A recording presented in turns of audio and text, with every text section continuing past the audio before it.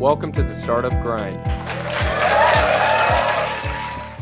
8 years ago this month, in February of 2010, in the Founders Garage in Silicon Valley, California, for one reason. They were out in the entrepreneurship universe. They couldn't find the education, the inspiration, or the connections to help them grow their businesses. So they decided to do what entrepreneurs do, started doing it themselves. The rest, as they say, is history. I'm thrilled to be able to have someone that I heard for the first time last October at the TEDCO Entrepreneurship Expo that was downtown Baltimore. He was a featured speaker, and he presented his journey through entrepreneurship in ways that I have never heard somebody give it before. It was incredibly powerful, incredibly insightful, incredibly educational. And I said, somehow, some way, I've got to have that guy here at our local chapter, and he's here this evening, and I'm thrilled. And I'm going to spare all the platitudes and accolades, other than to say he summed up his career beautifully in his LinkedIn profile. And I'm going to quote, "I started my career in private equity because I wanted to learn how businesses worked. I then moved into the world of running consumer goods businesses because I wanted to learn how to apply the knowledge to the real world.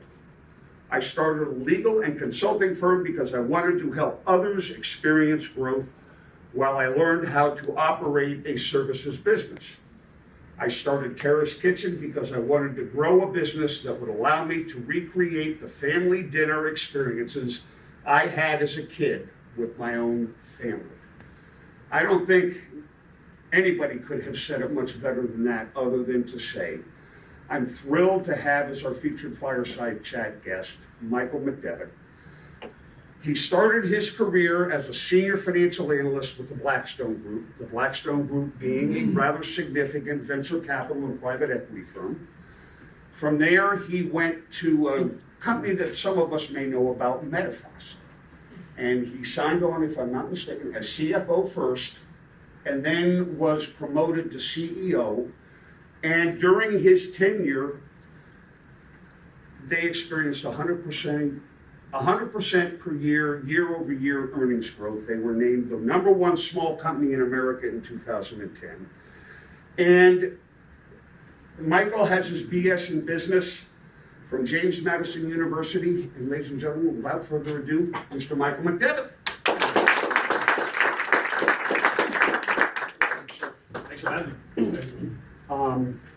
What I'd like to do is to go back to the beginning. Where were you born? Where are you from? I was born in North Carolina. Woohoo! Yeah. Go Heels! I was born, my mom and dad are actually here in the audience right now. My mom was a college professor down there in Carolina. My dad was in the Marines and exited the Marines to then go join the FBI. So born in Carolina, but then spent the next 5 years bouncing around in a bunch of different cities. While my father was kind of leading his career until he landed in Fairfax, Virginia. And I was lucky enough to stay in that same home from kindergarten all the way through high school. Ooh. Yeah. Until you went to college, James Madison, I right? haven't stayed still since. So, I went to college at James Madison University back in 1996. 4 years at JMU, of which I studied finance and computer information systems. I left JMU in the year 2000 when the tech bubble was just about to come, and went out to New York City to become a financial analyst for the Blackstone Group. And spent 2 wonderful years up in New York City learning how to be poor. It's in a city that is extremely expensive. And then, as luck would have it, I went to my father's retirement dinner from the FBI in 2002. And the fellow that sat next to me was actually a friend of his. They grew up together. They went to Vietnam together. And he had just kind of taken over this company, Medifast, in a proxy fight. He had never run a consumer goods business, nor had I. And sat there for 3 hours at this retirement dinner and just tried to sell me to come to join him at Medifast. I was happy with my seat at Blackstone. I mean, it's the #1 private equity group in the world. You got a seat every day at the Four Seasons for lunch if you want to head over that way. It's a very ego-feeding environment. But honestly, as a favor from my mom said, it's your dad's friend. Do him a favor, go to Baltimore and check it out. So that's what I did. I canceled my plane ticket back to New York. I took a train up to Baltimore. I walked into a building that was almost completely empty. It was 40,000 square feet and they had 12 employees at the time. But what I saw was just this enormous potential. They had a business that was selling product to physicians. And that was the mindset, it was a Salesforce mindset. It was 2002, e-com was just kind of coming into play, and it wasn't my idea, it's just been done a bunch of times ever. I just applied somebody else's idea. I said, hey, you know what? We could sell this product on the internet. We could sell this product direct to the end consumer. So myself and the CEO at the time shook hands, came on board as CFO, and I spent the next 10 years head down, swimming as fast as I could, and had a lot of fun doing it. You know, you would, let's focus on Blackstone Group, because Blackstone's huge, as you said, the number one firm in the world. You're a senior financial analyst, and when you're talking about a VC PE firm, it really all starts at the financial analyst position. You and others like you are the proverbial gatekeepers. No deal ever gets to above without going through your due diligence. Am I correct? That is correct. Okay. Tell the community what's involved in that. What were your days like? What did you end up? What did you do? It was wild. I mean, I remember back the second month I was on the job, and I still have the newspaper in my house. Blackstone was small at the time. I was the 296th employee at Blackstone. And in the year 2000, they took out a full-page ad in the Wall Street Journal to say thank you for all their employees. So here I am, month 2 in this new position, and I got my name on the full-page article of the Wall Street Journal. And that was really cool. And it was like, wow, this is something really special. This is something very intimate. The business then went into rapid growth. And the Blackstone that I know from my early days there is no longer anywhere near the Blackstone that it is today. It's a behemoth, it's a juggernaut.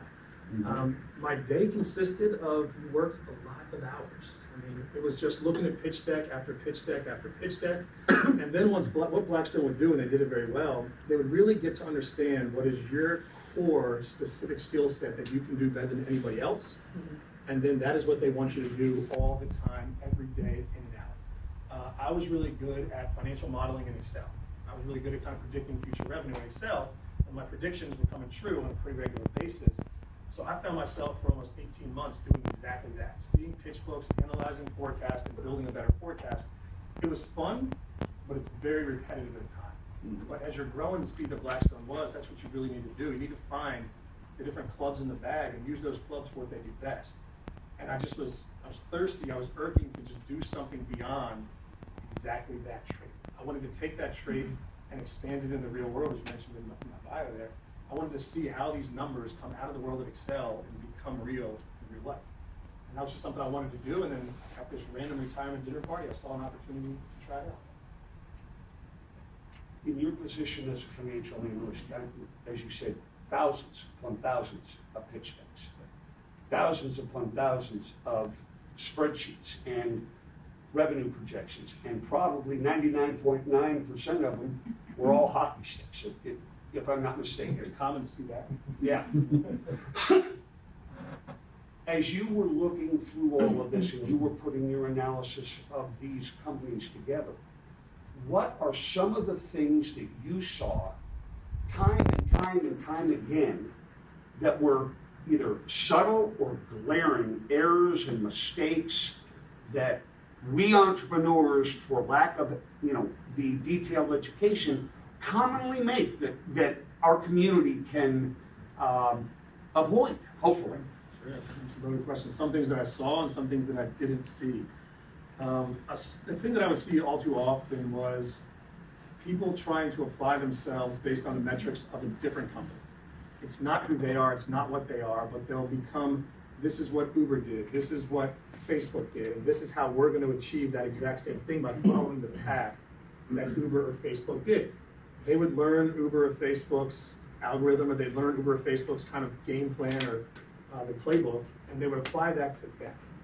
And they would expect to see similar results.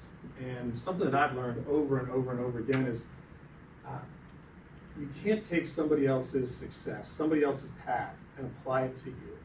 You really can only find a way to extract what's applicable of what their life is and what their experience was that overlaps yours, and is going to somehow be able to influence what yours is.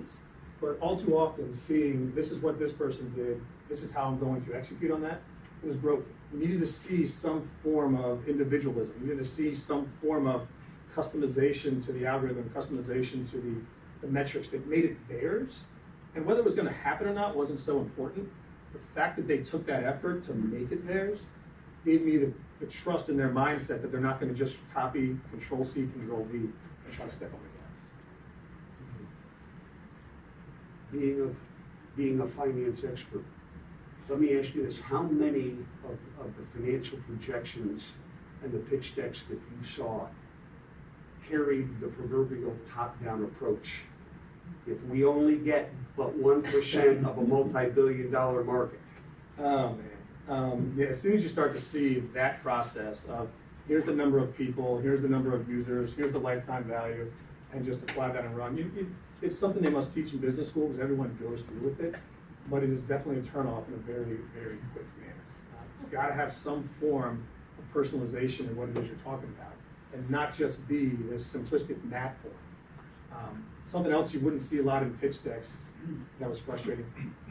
Pitch decks often focus so much on the product and the forecast, and they don't go into the depth they really need to go into about the people, of who they are, what their expertise are, and even more importantly, how that team works together in an integrated fashion that's going to make those things on the paper really come to life. When they went deep into the people, I loved that. And that got them so much more attention because they stood out in a world that was very, very product. Okay. Are there other insights, lessons that you learned or takeaways from your time at the Blackstone Group that might be valuable to our community?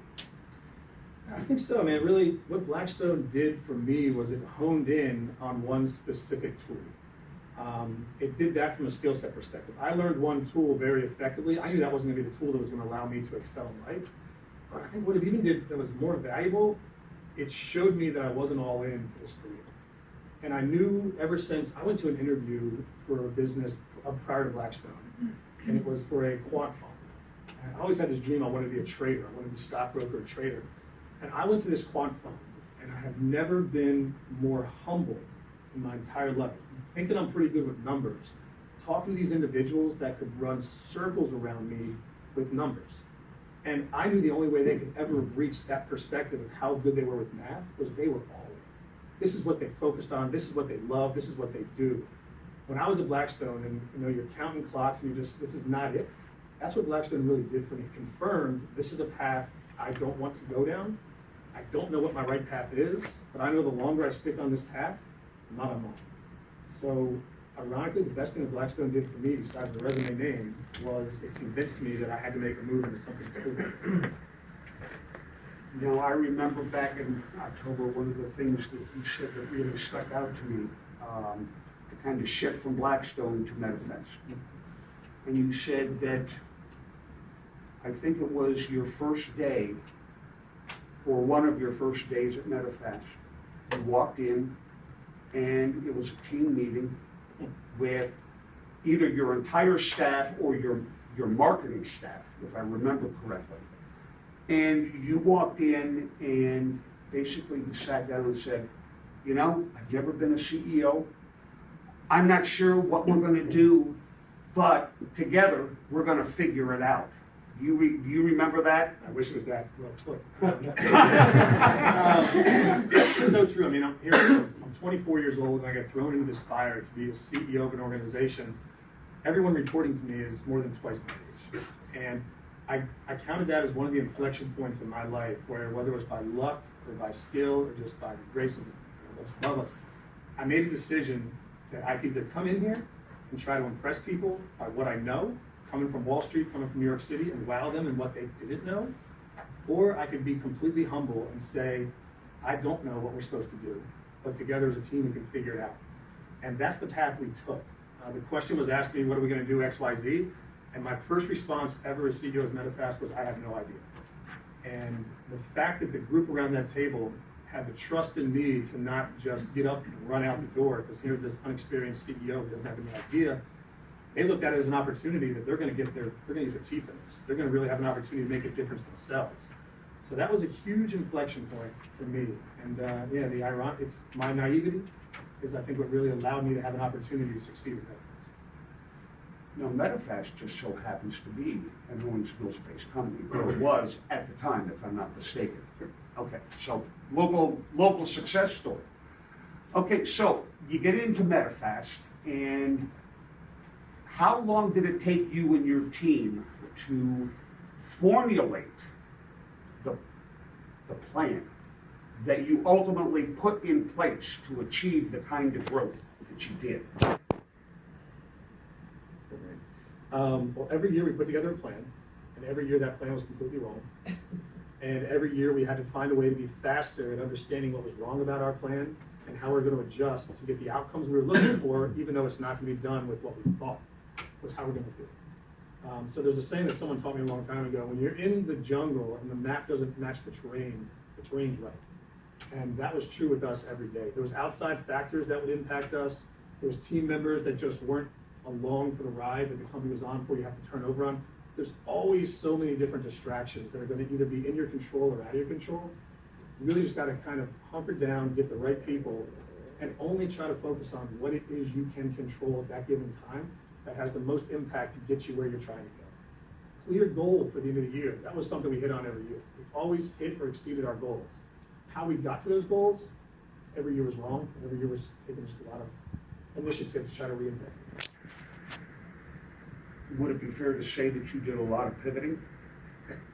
Pivoting, yeah. When I hear the word pivot nowadays, it's become a big Silicon Valley word in that you totally change your business model. We at MetaFast, we stayed true to our North Star. Okay. We stayed true to our strategy of growth. We changed our execution plan on a regular basis. We did not, and there was many times when I felt the need to pivot. When I hear these things like processed food is dead, fresh food is coming, and that at MetaFast had to be scared for ours. We got to change our entire business model. But understanding that there's always a fit for a certain type of business, that was something that kept us true. So did we pivot? Not so much, but we failed a ton. We learned and we adjusted. We improvised. Better word, improvisation. Now, was MetaFast a public company when you signed on? It was. I got there, MetaFast was on the pinks, meaning it was kicked off all the stock exchanges, and it was trading for 9 cents at that time. So I took all my pay and equity, and I put it all on the table, and I said, let's do this. I mean, I'm all in for this entire process. I was not, in my mind, I didn't consider myself an entrepreneur at that time, because to me, an entrepreneur at that time, from the outside world, I thought you had to own it. It wasn't until I realized that I was not only an entrepreneur, but every employee at MetaFast was an entrepreneur at that time, because they put it all on the table to join a company that it was such a big risk. And to me, an entrepreneur is somebody that's all in. I don't care if you own the company. I don't care if you're sweeping the floors of the company. I didn't think I was an entrepreneur at first, and that really, when you look back at it, yeah, we all were. We were all along for this wild ride. And so yeah, we were successful in driving that stock price from 9 cents to $36.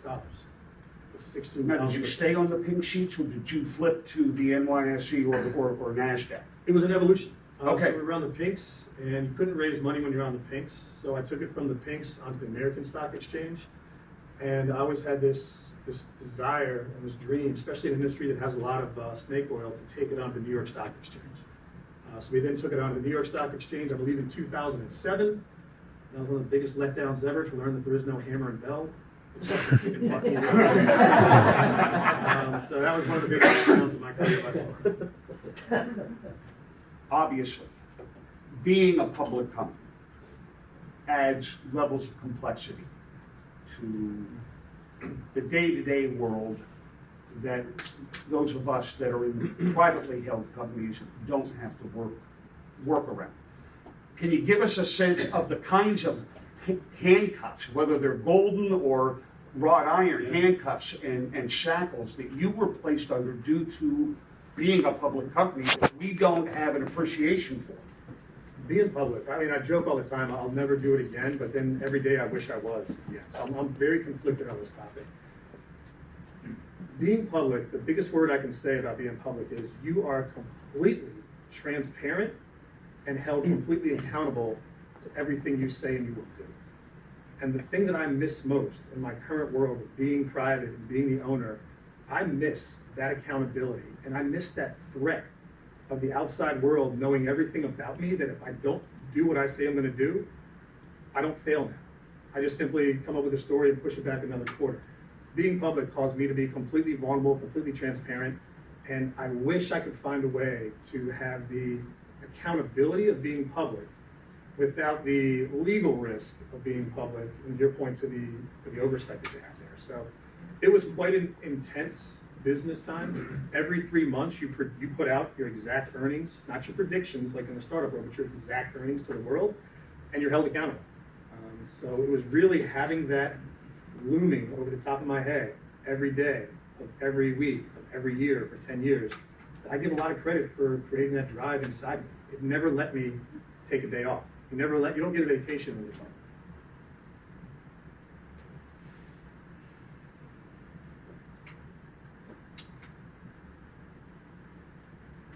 One fighting with the markets in general, at some level. And one of the things that I see in a lot of business plans, pitch decks, exit strategies. And I'd say 8 out of 10 say one of our strategies is an IPO. From your experience, how many privately held companies did you look at that ultimately went public? And my gut says, what, are we down less than 2%, maybe? If you're lucky. I mean, Okay. 2% is probably we select to even take to the second round. Of those 2%, how many of those went public? Probably 2% of that 2%. Okay. It's very slim. I see that world even tightening more and more now. We live in a world where the tech IPO had a pretty rough year in 2017, the two leaders being Blue Apron and Snapchat. So the ability to get what you deserve out of going public is very difficult right now, but rest assured you're going to get the legal risks associated with it. So markets are a bit dry, so public is something people are looking to do, but it's very difficult and long process, and it's expensive. It's really expensive to be public. Which I think is a perfect segue into Tandem. Tell us about Tandem. You got to the end game at MetaFast. What prompted your leaving MetaFast and forming Tandem? Yeah, I mean, the big thing about MetaFast that caused me to leave was twofold. It was a personal thing and it was a work thing. Something that I talked about earlier is my naivety. My naivety to how to run the business really allowed me, I think, to be a terrific CEO because I didn't know. It was about building the team and let the team build the business. Another thing I was naive to was the world of growth, in the world of corporate governance, in the world of politics. I was head down, run as fast as you can. As long as you're growing, the world is going to be just A-okay. Unfortunately, in the world of public companies, that's not exactly how it works.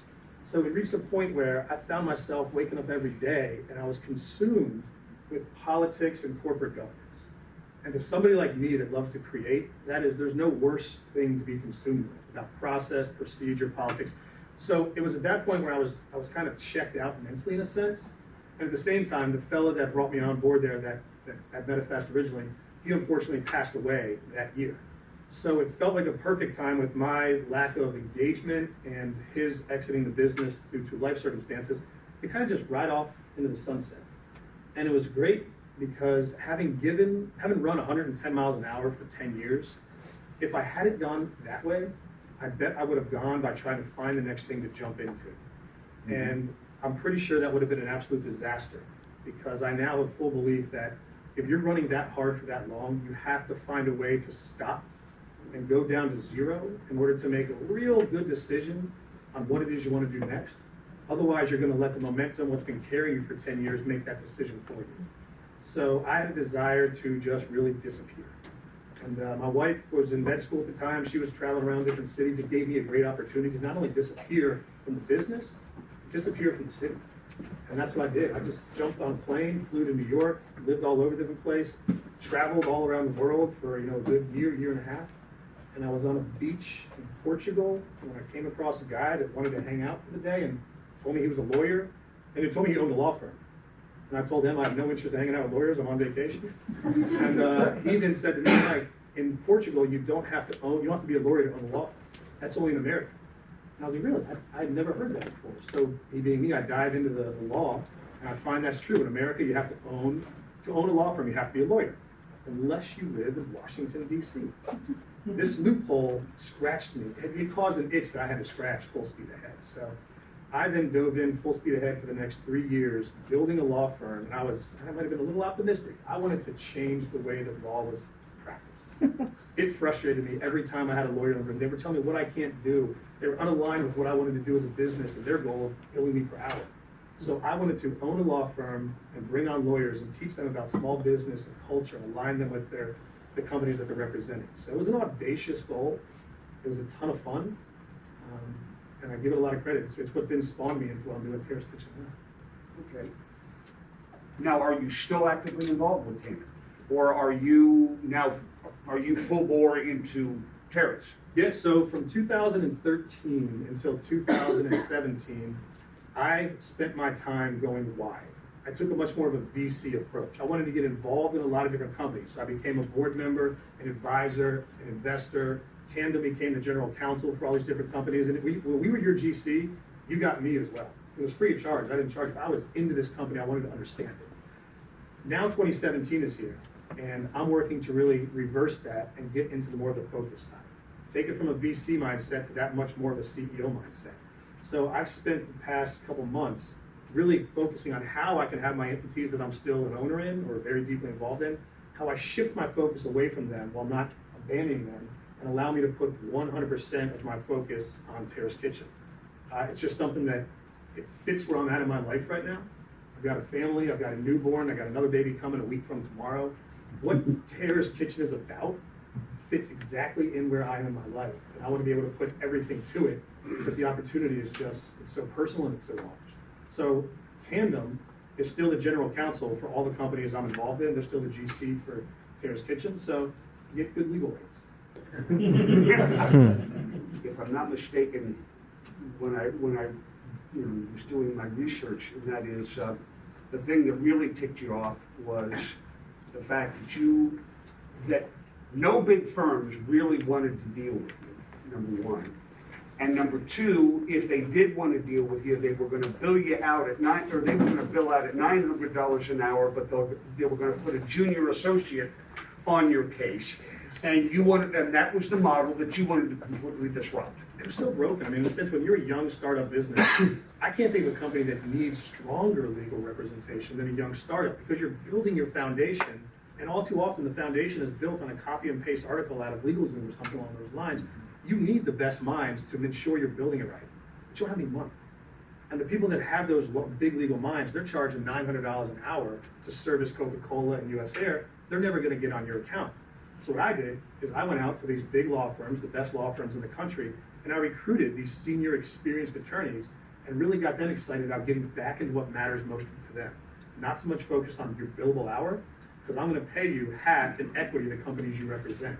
So if you want to make it big, it's not so much going to be about how much you can build, it's going to be about how much your companies grow that you represent.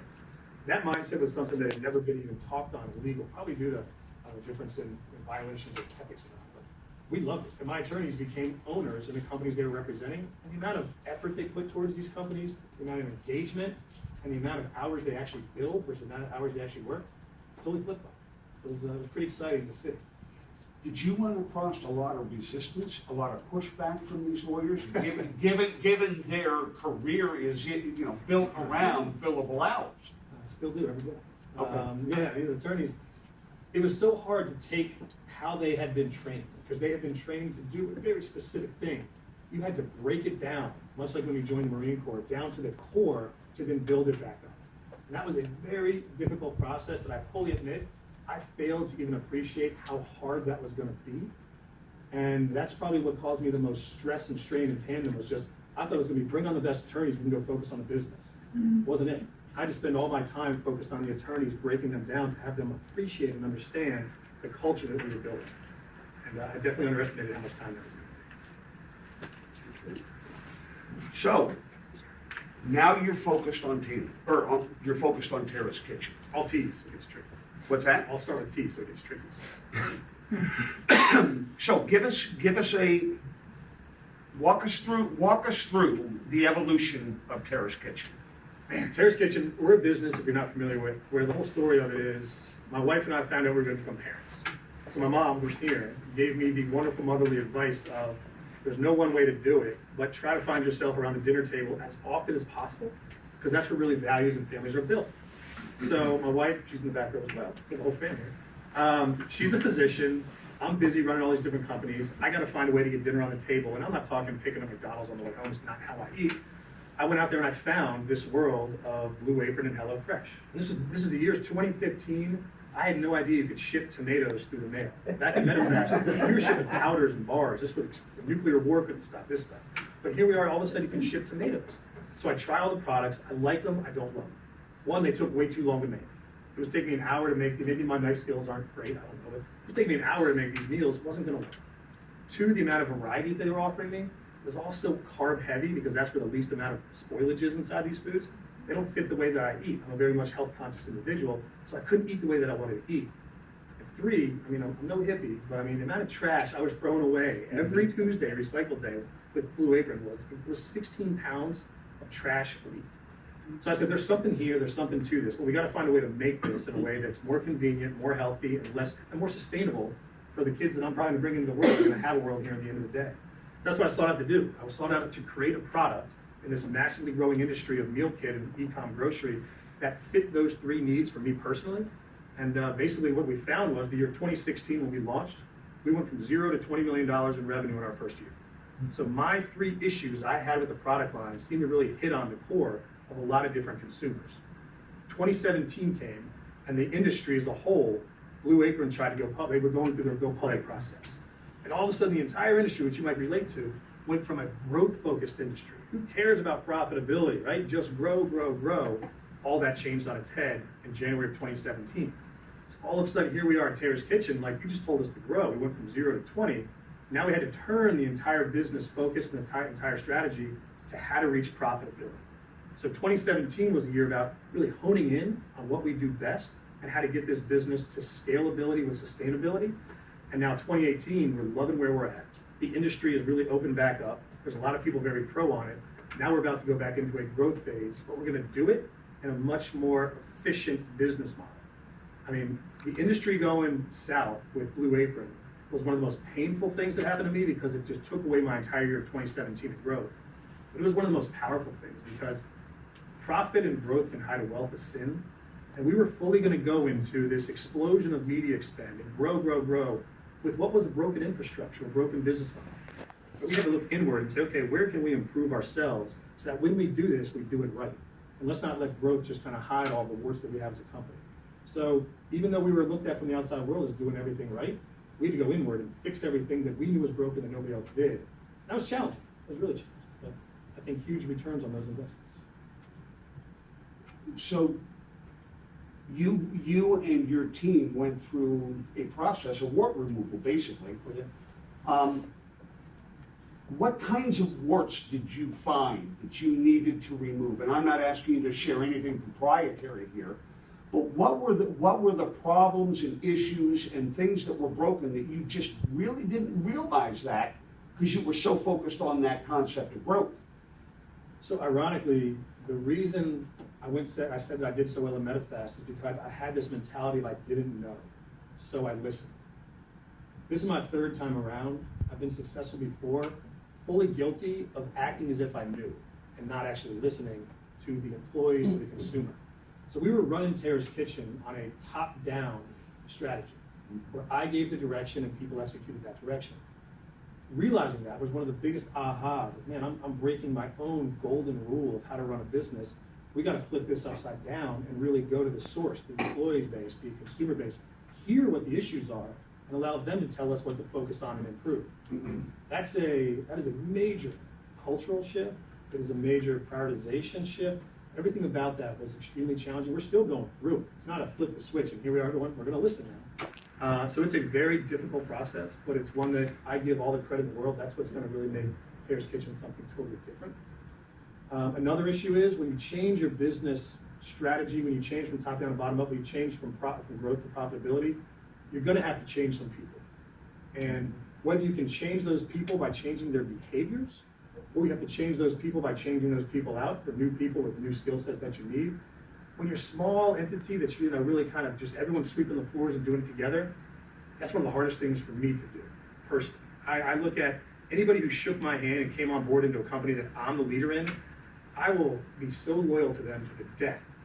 But then you realize you're hurting them because they're the wrong person in the wrong role. You're hurting the company because you're not achieving what you should be achieving. And you're hurting all the other employees that gave you their loyalty to join this company. So taking pulling the reins to make those changes in people, even when you're successful to the outside world and you're still successful in what you're looking to do, that was tough. But it had to be done, and it all worked out. It's working. Oh, it's working now. It's working. Still a work in process. Always. You now have a team of how many? We're 17. 17. Okay, so the model then is you don't produce your own product. Tell us that piece of the business. Yeah, this is when my Blackstone days came and applied itself very productively into Terra's Kitchen. So when I came across this industry, remember this is 2015, over $3 billion had been invested from financial firms into my competitors over a period of 3 years. Everyone thought this was the holy grail of the world. When you've got that much money, as I said, money can hide a wealth of sin. So when I went to go explore and peel back the onion on what my competitors were doing, I saw, when I broke down their business model from an analytics perspective, I saw huge disaster. These people were taking huge amounts of money and building all vertically integrated infrastructure, building 200,000 square, and they were growing, so nobody cared. I looked at that and saw just a disaster waiting to happen. I don't know fresh food. Remember, MedFast was not fresh food. It was great food, it was not fresh food. I don't want to learn fresh food because I look at that as one of the most complicated, risky businesses in the world. So if 99.5% of food today is sold inside grocery stores, and we wanted to then sell food on the internet, e-com, why don't I just go knock on the door of somebody who's best in class, selling it to grocery stores now, and offer them the ability to sell that same food on the internet? And I would be that brand on the internet. So I become an e-com grocery company.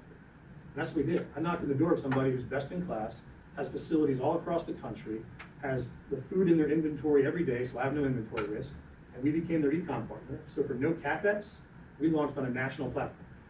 Very different than all my competitors who have really spent all their day managing the thousands of employees inside the warehouses. We get to just focus on the customer. And that is such a beautiful thing. With less hands, I'm cool. With less hands, we can focus on more of the hearts of the customers. And how many team members do you have?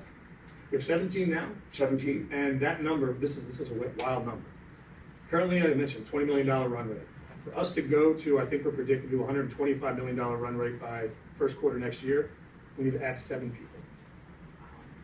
That is, MetaFast is vertically integrated. And when you got 77% gross margin, you can do vertically integrated. I'm playing on 7% gross margin. The less people, the better. So we're really making sure that the 17 are the best 17. And to go to 24, every new person has got to be an A player on that team. It's a lot harder to find that real core team of A players when you're hiring 1,000 people. So I love the focus of our current business. Let's dig into that a little bit more.